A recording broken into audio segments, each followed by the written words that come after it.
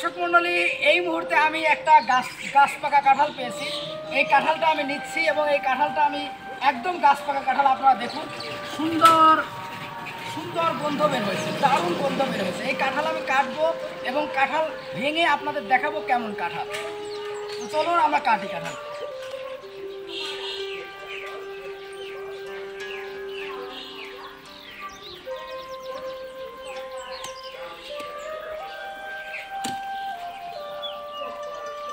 এই দেখুন দর্শক, অনেক বড় একটি কাঁঠাল, সুন্দর একটি কাঁঠাল। কাঁঠালটা আমি কাটলাম এই মুহূর্তে, আপনারা দেখুন।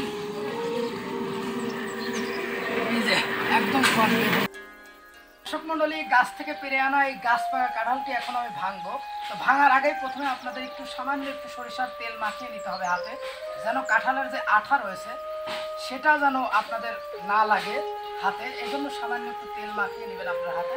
তারপর আমরা একটু ভাঙবো, ভেঙে আপনাদের দেখাবো যে আসলে কেমন এই কাঁঠালটি। একটু দেখাই আপনাদের, ক্যামেরাটা একটু এগিয়ে নিয়ে আসতে হবে আসলে।